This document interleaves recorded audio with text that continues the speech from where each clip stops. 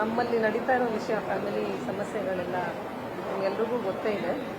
ಅದನ್ನು ಅವ್ರ ಜೊತೆ ಸ್ವಲ್ಪ ಮುಂದೆ ಇಡೋಣ ಅಂತ ಹೇಳಿ ಬಂದ್ವಿ. ಅವರು ನಮಗೆ ಸಮಯ ಕೊಟ್ಟರು, ನಮ್ಮ ಮಾತೆಲ್ಲ ಕೇಳಿಸ್ಕೊಂಡು ನಮಗೆ ಭರವಸೆ ಕೊಟ್ಟಿದ್ದಾರೆ. ಅವರು ಮಾತಾಡ್ತಾರೆ, DCM ಅವ್ರ ಜೊತೆ ಮಾತಾಡ್ತಾರೆ, HM ಅವ್ರ ಜೊತೆ ಮಾತಾಡ್ತಾರೆ ಅಂತ ಭರವಸೆ ಕೊಟ್ಟಿದ್ದಾರೆ. ನಮಗೆ ಅವ್ರ ಮೇಲೆ ನಂಬಿಕೆ ಇದೆ, ಪಾರ್ಟಿ ಲೀಡರ್ಶಿಪ್ ಮೇಲೆ ನಂಬಿಕೆ ಇದೆ, ನಮಗೆ ಕರ್ನಾಟಕದ ಜನತೆ ಮೇಲೆ ನಂಬಿಕೆ ಇದೆ, ಅವರು ನ್ಯಾಯದ ಮೇಲೆ ನಮಗೆ ನಂಬಿಕೆ ಇದೆ. ಗೊತ್ತೇ ಇದೆ ಅಲ್ಲ ನಿಮಗೆ ವಿಷಯಗಳು ನಡೀತಾ ಇರೋದು ಇದು. ಅಲ್ಲಿ ಅದನ್ನೇ ನಾವು ಪ್ರಸ್ತಾಪ ಮಾಡಿದ್ವಿ ಅವ್ರ ಮುಂದೆ. ನಮ್ಮ ಫ್ಯಾಮಿಲಿ ನಡೀತಾ ಇರೋ ವಿಚಾರ ಯಾವ ಮಟ್ಟಕ್ಕೆ ಬಂದಿದೆ ಅಂತಂದರೆ, ನಾವು ಈಗ ಈ ಲೆವೆಲ್ಗೆ ಬಂದು ಇವ್ರುಗಳ ಆಫೀಸ್ಗಳ ಬಾಗಿಲನ್ನ ಕಟ್ಟೋ ಮಟ್ಟಕ್ಕೆ ಬಂದ್ಬಿಟ್ಟಿದೆ ನಮಗೆ. ಸುಮಾರು ವರ್ಷದಿಂದ ನಾವು ಅನ್ಯೋನ್ಯವಾಗಿ ಇದ್ವಿ, ಯಾವತ್ತೂ ಇದನ್ನು ನಾವು ಹೊರಗಡೆ ತಂದಿರಲಿಲ್ಲ. ಈಗೇನಾಗಿದೆ ಅಂದರೆ, ನಮ್ಮ ಮಕ್ಕಳು ಉಸಿರಾಡೋಕ್ಕೆ ಅವ್ರಿಗೆ ಅವಕಾಶ ಆಗ್ತಾ ಇಲ್ಲ. ನನ್ನ ಮಕ್ಕಳು ಇಬ್ಬರು ಬೀದಿಗೆ ಬಂದುಬಿಟ್ಟಿದ್ದಾರೆ, ಅವ್ರ ಮೇಲೆ ಕೇಸ್ಗಳು ಹಾಕಿದ್ದಾರೆ.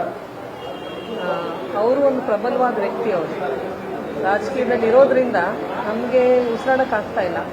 ನಾವೆಲ್ಲೇ ಹೋದ್ರೂ ನಮಗೆ ಒಂದು ಹಣದ ಪ್ರಭಾವನೆ ಆಗಲಿ, ಒಂದು ಅಧಿಕಾರದ ಪ್ರಭಾವದಿಂದ ನಾವು ನಮ್ಮ ಸಮಸ್ಯೆನ ನಾವು ಮುಂದಕ್ಕೆ ತಗೊಂಡು ಅದಕ್ಕೊಂದು ನ್ಯಾಯದ ರೀತಿಗೆ ಅದನ್ನು ಮುಂದಕ್ಕೆ ತಗೊಳ್ಳೋಕ್ಕೆ ಕಷ್ಟ ಆಗ್ತಾ ಇದೆ.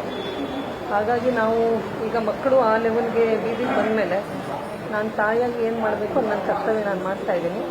ಎಲ್ಲೆಲ್ಲಿ ನ್ಯಾಯ ಕೇಳಬೇಕು, ಎಲ್ಲೆಲ್ಲಿ ಓಡಾಡಬೇಕು ಅದನ್ನು ನಾನು ಮಾಡ್ತಾಯಿದ್ದೀನಿ. ಸುಮಾರು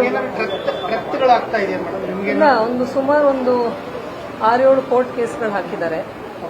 ಸ್ಟೇ ಆರ್ಡರ್ಗಳು ನಾವು ತಂದಿದ್ದೀವಿ. ಅವ್ರು ಕೇಸ್ ಹಾಕಿದ್ರಿಂದ ನಾವು ಮುಂದಕ್ಕೆ ಅದನ್ನು ಕ್ರಮ ತಗೊಂಡು ನಾವು ಒಂದು 300 ಪ್ರಾಪರ್ಟಿಯಷ್ಟು ಒಂದಷ್ಟು ಸ್ಟೇ ಆರ್ಡರ್ಗಳು ತಂದಿದ್ದೀವಿ. ಅವ್ರ ಪ್ರಾಪರ್ಟಿ ಮೇಲೆ ಬೆಂಗಳೂರು, ರಾಮನಗರ, ಬಿಡದಿ, ಚನ್ನಪಟ್ಟಣ ಸುತ್ತಮುತ್ತ ಇರೋ ಪ್ರಾಪರ್ಟಿ ಮೇಲೆ ಸ್ಟೇ ಆರ್ಡರ್ ತಂದಿದ್ದೀವಿ. ನಾವು ಹೋರಾಡ್ತಾ ಇದ್ದೀವಿ. ನಮಗೂ ನಮ್ಮ ಮಕ್ಕಳಿಗೂ ಇಷ್ಟ ಇಲ್ಲ ಈ ಲೆವೆಲಲ್ಲಿ ಅವರು ಆಚೆ ಬಂದು ತಂದೆಗೆ ವಿರುದ್ಧವಾಗಿ ಅವರು ಹೋರಾಡಬೇಕು ಅನ್ನೋ ಮಟ್ಟದಲ್ಲಿ ಬರಬಾರ್ದು. ಅವ್ರಿಗೂ ಭಾರಿ ಕಷ್ಟ ಇದೆ. ನನಗೂ ತಾಯಿಯಾಗಿ ಭಾರಿ ದುಃಖ ಆಗುತ್ತೆ ನನಗೆ, ಈ ಲೆವೆಲಲ್ಲಿ ಮಕ್ಕಳು ಆಚೆ ಬಂದು ತಂದೆ ವಿರುದ್ಧವಾಗಿ ಓಡಾಡಬೇಕು ಅಂತ. ನಮಗೆ ಆ ಮಟ್ಟದ ಶಕ್ತಿನೂ ಇಲ್ಲ ನಮ್ಮಲ್ಲಿ ಹಣದ ಶಕ್ತಿನೇ ಆಗಲಿ ಅಥವಾ ಒಂದು ಪವರು ಅಥವಾ ಒಂದು ಪ್ರಭಾವನೆ ಆಗಲಿ ನಮ್ಮಲ್ಲಿ ಇಲ್ಲ. ನಾವು ಸಾಮಾನ್ಯ ಜನ. ನಮಗೆ ಈ ಮಟ್ಟದಲ್ಲಿ ಬಂದು ಆ ಲೆವೆಲ್ಗೆ ಬಂತು ಅಂತ ಹೇಳಿ ತುಂಬ ದುಃಖ ಆಗ್ತಾ ಇದೆ. ಬಟ್ ನಾನು ತಾಯಾಗಿ ನಾನು ನಿಂತ್ಕೊಳ್ಳೇಬೇಕು ನನ್ನ ಮಕ್ಕಳ ಜೊತೆಲಿ.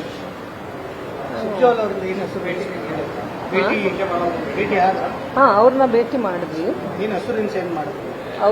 ರಂದೀಪ್ ಜಿ ಅವ್ರನ್ನ ಭೇಟಿ ಮಾಡಿದ್ವಿ. ಅವರು ತುಂಬ ಪೊಲೈಟಾಗಿ ನಮಗೆ ಸಮಯ ಕೊಟ್ಟರು. ಅವರು we are very grateful for giving us the time. Last minute ನಮಗೊಂದು ಅವಕಾಶ ಮಾಡಿಕೊಟ್ರು ಅವ್ರನ್ನ ಮಾತಾಡೋದಕ್ಕೆ. ಅವ್ರ ಮುಂದೆ ನಾವು ಈ ವಿಚಾರನೆಲ್ಲ ಪ್ರಸ್ತಾಪ ಮಾಡಿದ್ವಿ. ನಮಗೇನಂತಂದರೆ, ಈಗ ಸಮಾಜದಲ್ಲಿ ಈ ಉನ್ನತ ಮಟ್ಟದಲ್ಲಿ ಇರೋ ಒಂದು ವ್ಯಕ್ತಿ ಯಾರು, ಒಂದು ಪ್ರತಿನಿಧಿ, he's a representative of the people. ಅವರು ಈ ಥರ ಅವ್ರ ಮನೆ ವಿಷಯನ ಈ ಮಟ್ಟದಲ್ಲಿ ಅವರು ಬೀದಿಗೆ ತಂದಿದ್ದಾರೆ ಅಂತ ಅಂದಮೇಲೆ what is the message is giving? ಅವ್ರು ಏನು ಮೆಸೇಜ್ ಕಳಿಸ್ತಾ ಇದ್ದಾರೆ ಜನರಿಗೆ? ಜನ ಆರಿಸ್ಕೊಂಡಿರೋ ಪ್ರತಿನಿಧಿ ತಾನೆ. ಅವ್ರ ಮನೆಯಲ್ಲಿ ಈ ಥರ ಆಗ್ತಾ ಇದೆ ಅಂತ ಅಂದರೆ ಒಂದು ಯೋಚನೆ ಮಾಡುವಂಥ ವಿಷಯ. ಅದನ್ನೇ ನಾವು ಅವ್ರ ಮುಂದೆ ಪ್ರಸ್ತಾಪ ಇಟ್ಟಿದ್ವಿ. ಅವರು ಹೇಳಿದ್ದಾರೆ, ನಾನು ಮಾತಾಡ್ತೀನಿ, ಅದನ್ನು ಆಶ್ವಾಸನೆ ಕೊಟ್ಟಿದ್ದಾರೆ. DCM ಅವ್ರ ಜೊತೆ, HM ಅವ್ರ ಜೊತೆ ಮಾತಾಡ್ತೀನಿ ಅಂತ ಹೇಳಿದ್ದಾರೆ. And we have faith in him, we have faith in the leadership. ನ್ಯಾಯದ ಮೇಲೆ ನಮ್ಗೆ ಭರವಸೆ ಇದೆ. ಸತ್ಯದ ಜಯ ಇದ್ದೇ ಇರಬೇಕಲ್ವಾ? ಮುಂದಿನ ತಮ್ಮ ನಡೆ ಹೋರಾಟ ಹೇಗಿದೆ? ನಾವು ಈ ಹೋರಾಟ ನಾವು ಶುರು ಮಾಡಿಲ್ಲ. ಅವ್ರು ಕೇಸ್ ಹಾಕಿದ್ರು. ಮೊದಲನೇ ಸಾರಿ ಮಗಳ ಮೇಲೆ ಕೇಸ್ ಹಾಕಿದ್ರು. ಮಗಳ ಆಸ್ತಿ ಮೇಲೆ ಹಕ್ಕು ಕೇಳ್ಕೊಂಡು ಕೇಸ್ ಹಾಕಿದ್ರು. ಅದಕ್ಕೆ ನಾವು ರೆಸ್ಪಾನ್ಸ್ ಮಾಡ್ತಾ ಇದೀವಿ ಅಷ್ಟೇ. ಅವ್ರ ಹೋರಾಟ ನಿಲ್ಲಿಸ್ತಾ ಇಲ್ಲ, ನಾವು ಹೋರಾಡಲೇಬೇಕಂತ ಪರಿಸ್ಥಿತಿ. ಅವ್ರಿಗೆ ಎಲ್ಲ ಥರದ್ದು ಸಪೋರ್ಟ್ ಇದೆ, ಅವ್ರಿಗೆ ದುಡ್ಡಿದೆ, ಅಧಿಕಾರ ಇದೆ, ಎಲ್ಲ ಥರದ್ದು ನಮಗೆ ಗೊತ್ತಾಗ್ತಾ ಇದೆ. ಈಗ ನಾವು ಆಚೆ ಹೋದಾಗ ಒಂದು ಪೊಲೀಸ್ ಕಂಪ್ಲೇಂಟ್ ಕೊಟ್ಟರು ಯಾರೂ ತಗೊಳಕ್ಕೆ ರೆಡಿ ಇಲ್ಲ. ಒಂದು ಕೋರ್ಟ್ಗೆ ಹೋದ್ರೂ ನಾವು ಪರದಾಡಬೇಕು, ಆ ಮಟ್ಟದಲ್ಲಿ ಬಂದಿದ್ದೀವಿ ನಾವು. ಬಟ್ ನಮಗೆ ಸತ್ಯದ ಮೇಲೆ ಭರವಸೆ ಇದೆ. ಜನರಿಗೆ ಗೊತ್ತಿದೆ ಏನು ನಡೆದಿದೆ, ಏನು ಆಗ್ತಾ ಇತ್ತು.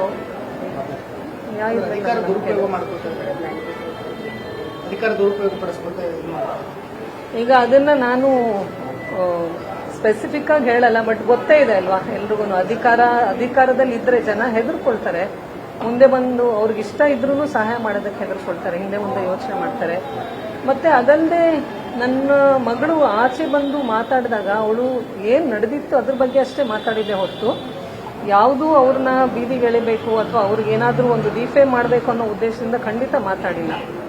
ಅವಳು ನಡೆದಿದ್ದ ವಿಚಾರನಷ್ಟೇ ಮಾತಾಡಿದ್ಲು. ಅಷ್ಟಕ್ಕೆ ಮಾತ್ರಕ್ಕೆ ಸೋಷಿಯಲ್ ಮೀಡಿಯಾನ ಫುಲ್ಲು ಡೌನ್ ಅದನ್ನು ತೆಗೆದಾಕಿದ್ರು, ಇನ್ಸ್ಟಾಗ್ರಾಮ್ ತೆಗೆದಾಕಿದ್ರು, ಯೂಟ್ಯೂಬ್ ತೆಗೆದಾಕಿದ್ರು, ಅವ್ರು ಫೇಸ್ಬುಕ್ ತೆಗೆದಾಕಿದ್ರು, ಟ್ವಿಟರ್ ತೆಗೆದಾಕಿದ್ರು, ಎಲ್ಲ ಮೀಡಿಯಾ ಹೌಸಸ್ಗಳ ಮೇಲೂ ಇದನ್ನ ಹಾಕಿದ್ರು. ಆ ಮಟ್ಟದಲ್ಲಿ ಆ ವಾಕ್ ಸ್ವತಂತ್ರನೇ ಕಿತ್ಕೊಂಡಂಗಾಯ್ತು. ಆ ಮಟ್ಟದಲ್ಲಿ ಅಷ್ಟೊಂದು ಅದು ಈಗ ನೀವು ಹಣದ ದೌರ್ಜನ್ಯ ಅಂತಂದ್ರೆ ಅದನ್ನ ಬಹುಶಃ ಅದನ್ನೇ ಕರಿಬೋದು ಅಂತ ಅನ್ಕೊಳ್ತೀನಿ. ಸೊ ಆ ಲೆವೆಲಲ್ಲಿ ಆಚೆ ಬಂದು ಅಸಹಾಯಕತೆ ಪರಿಸ್ಥಿತಿಗೆ ಬಂದು ಆ ಒತ್ತಡಕ್ಕೆ ಸಿಕ್ಕಿ ಅವಳು ಬಂದು ಹೊರಗಡೆ ಬಂದು ನಡೆದಿದ್ದ ಘಟನೆನಷ್ಟೇ ಮಾತಾಡಿದ್ಲೇ ಹೊರತು ಯಾವುದೂ ಊಹಾಪೋಹವಾಗಿ ಏನು ಮಾತಾಡಿಲ್ಲ. ಅಷ್ಟಕ್ಕೇನೆ ಅವಳದು ಫುಲ್ಲು ಎಲ್ಲಾನು ಸೋಷಿಯಲ್ ಮೀಡಿಯಾದಿಂದ ಹಿಡಿದು ಎಲ್ಲಾನು ತೆಗೆದುಹಾಕಿದ್ದಾರೆ. ಅದು ಸೋಷಿಯಲ್ ಮೀಡಿಯಾ ಮೇಲೆ ಹಾಕಿದ್ದು. ಇದು ಹೈಕೋರ್ಟಲ್ಲಿ ಡಿಸ್ಚಾರ್ಜ್ ಆಗಿದೆ.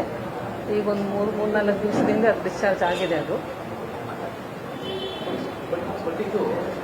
ಫ್ಯಾಮಿಲಿ ವಿಷಯನ ಒಂದು ರಾಜ್ಯ ಕಾಂಗ್ರೆಸ್ ಉಸ್ತುವಾರಿ ಹೇಳುವಂತ ಅವಶ್ಯಕತೆ ಕುಟುಂಬದ ಅದನ್ನ ಅಲ್ಲೇ ಬಗೆಹರಿಸಬೇಕು. ನೀವು ಹೇಳೋದು ಸರಿ, ನೀವು ಒಬ್ಬರೇ ಅಲ್ಲ, ಎಲ್ಲರೂ ಅದನ್ನೇ ಹೇಳ್ತಾ ಇದ್ದಾರೆ. ಹಂಗೆ ಫ್ಯಾಮಿಲಿ ವಿಷಯನ ಬಗೆಹರಿಸ್ಕೊಳ್ಬೇಕು ಅಂತ ಇದ್ದು ಆ ವಿಚಾರ ಯಾರಿಗಿರ್ಬೇಕು? ಅವರು ಪಬ್ಲಿಕ್ ಲೈಫಲ್ಲಿ ಇರೋರ್ಗೆ ಇರ್ಬೇಕು ತಾನೆ. ಅವರು ಪಬ್ಲಿಕ್ ಲೈಫಲ್ಲಿ ಇರೋರ್ಗೆ ಈ ವಿಚಾರ ಅವ್ರಿಗಿರ್ಬೇಕು. ನಾನು ಈ ಪ್ರೈವೇಟ್ ಮ್ಯಾಟರ್ನ ನಾನು ಬೀದಿಗೆ ತರಬಾರ್ದು ಅಂತ ಅಲ್ವಾ. ನಾವು 40 ವರ್ಷದಿಂದ ಈಗ ಅವ್ರ ಜೊತೆಲಿ ನಾನು 40 ವರ್ಷದಿಂದ ನಡ್ಕೊಂಡೇ ಬರ್ತಾ ಇದ್ದೀನಿ. ಇಲ್ಲಿವರೆಗೂ ಒಂದು ದಿವಸನಾದ್ರೂ ಈ ವಿಚಾರ ಬಂತ ಆಚೆ? ಬಂದಿಲ್ಲ.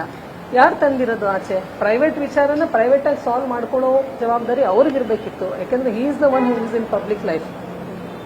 ನಾವು ಅದಕ್ಕೆ ರೆಸ್ಪಾಂಡ್ ಮಾಡ್ತಾ ಇದೀವಿ ಹೊರತು ಇಷ್ಟು ವರ್ಷದಿಂದ ನಾವು ಏನು ತಂದೇ ಇರಲಿಲ್ಲ ಇದನ್ನ ಆಚೆ.